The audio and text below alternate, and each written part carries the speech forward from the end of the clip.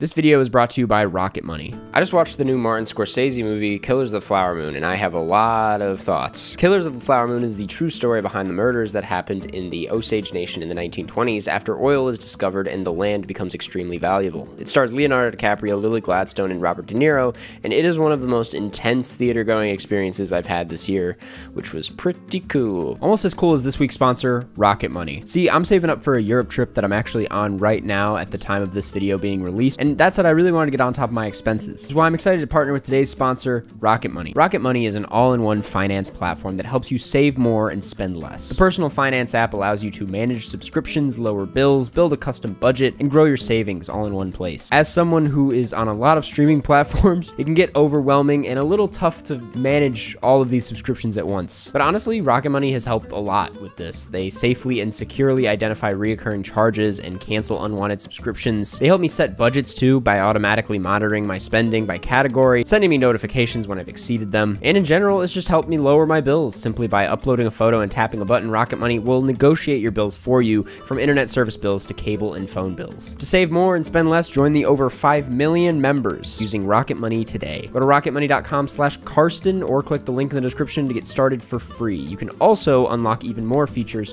premium. That's rocketmoney.com/Karsten to get started for free. It feels like before anyone had actually seen the film, it was already one of the most talked about films of the year. What is everyone talking about? The runtime? The movie is just under 3.5 hours long, which is chunky, I'll admit, and this runtime has been met with some pretty split reactions. Some people saying it had no reason being this long, others saying it flies by. My thoughts? Man, I barely felt it. And listen, I'm pretty sensitive about that stuff. I remember The Irishman feeling like a journey when I saw it in theaters. Way of the Water felt like forever. Even Oppenheimer, I felt the length near the end of the film. But the 2 times I checked my phone during Flower Moon, I was genuinely shocked at how much time had passed. This thing absolutely zooms. Nearly every scene in here is riveting and leaves you anticipating what comes next. Thelma Schoonmaker is so good at making her work invisible that I rarely noticed the pace. I was simply in it, which made it so I didn't even really care about how long things were taking. I was comfortably immersed in the story. If the movie is good enough and the story is interesting enough, the runtime doesn't really matter to me. And plus, I kind of want to soak up films like this as much as I can. Not that new filmmakers aren't able to get 3-hour-long movies made, but to have one of the greatest living filmmakers put out a film that goes into such detail about a story so in line with his most iconic cinematic themes, man, it could have been even longer for all I care. Point is, I spend 3.5 hours doing absolutely nothing most days. I'm willing to shell out a small part of my day for this man. And also, I feel like this doesn't even need to be said, but the runtime and the time Scorsese chooses to spend on certain scenes is what makes the film so moving by the end. Because hey, this movie is devastating, and it wants the viewer to feel that. I know that sounds like the bare minimum, but it's worth mentioning given the way a lot of crime entertainment is told these days. For some reason, true crime has become the thing that you kind of take, you chew it up, and then you spit it out, and you never think about it again, which is crazy. And Killers captures something a lot darker. It isn't just some mystery crime film. It isn't meant to be as disposable the way so much of true crime entertainment aims to be these days. No, it's a monstrous, harrowing retelling of one of the most violent American tragedies. And what better person to explore the root of these crimes than my boy Marty? Don't get me wrong, this does have moments that feel very classic Scorsese as far as how it tells some of the crime and investigation, but what takes this film a step beyond is a few things, but one of them is the human perspective of it all. It's a fascinating film in that way, because I'm sure most people would agree that the film chooses to focus primarily on Ernest and Hale as protagonists, at least more so than the Osage people, yet that isn't to say it doesn't successfully capture the perspective of the Osage people at the same time. The film slowly and subtly unravels this tragedy in a frankly terrifying way. These motives are lurking beneath every scene, already in motion with no way of stopping them.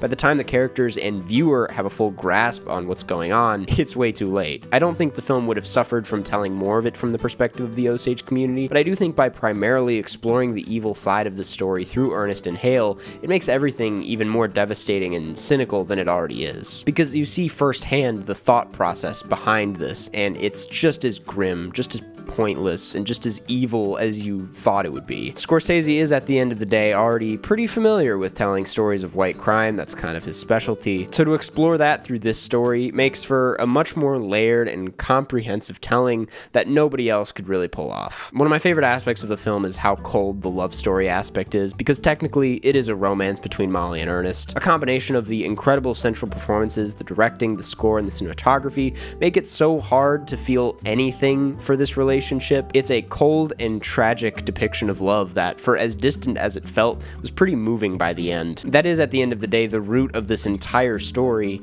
and I think the film fully pulls it off. It feels like a good time to bring up the performances in this movie, which I really loved, specifically Lily Gladstone, who, can I just say, as a Kelly Reichardt head, so happy to see her in something this big. She steals every single scene she's in. The moment a scene started and I saw her, I kind of just immediately locked in every time. Her voice, it's so good. It's just such a good voice. She plays this character with such delicacy. Similar to the film itself, the weight of her performance is patiently let out. She never overdoes it too soon. Every emotional response is so in tune with where we're at in the film. And that said, you can only imagine the dark places her performance ends up going deeper into the movie. It's pretty incredible. De Niro is also obviously great. It's hard to feel surprised by a De Niro performance these days, just given how legendary he is. I liked him a lot in The Irishman, don't get me wrong, but again, it felt pretty expected for an actor like him. But he eats this role up in a way I really did not expect. You can tell he was really passionate about this one in a way I haven't seen De Niro perform in a long time. It's a scary performance. It's never cartoonish, but it does feel like he's channeling an actual wolf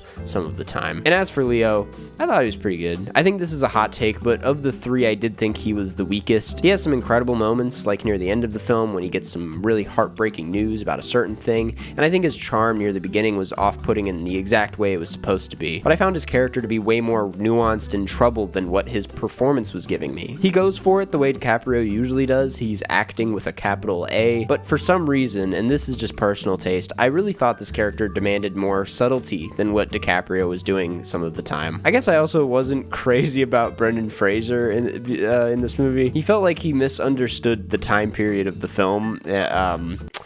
I'm sorry, but these are very small flaws in the grand scheme of things, okay? So what does that say? I feel the need to mention that I thought the music by Robbie Robertson was incredible and actually played a huge part in keeping the film on pace. Sometimes it just lingers in the back for like 10 minutes straight and you don't even notice it, just locks you in. And lastly, without spoiling, I do want to talk about the ending a little bit. The ending on paper would have me scratching my head a bit. I've seen a lot of endings somewhat similar to this in films recently, and frankly, it needs to go pretty hard to win me over at this point. I will admit, sometimes feels like a cop-out. And guys, this went so hard that I think it's the best ending of the year. It ties back into what I was saying about true crime earlier and how trauma is exploited through this genre of entertainment. It addresses that in a really clever and self-aware way. It pays tribute to the people in this story in a really moving way, and it ties things back to the present and to reality in a way that puts a nail in the coffin. I can't find the specific quote, but I think it was Paul Schrader who said something along the lines of, if the movie is good,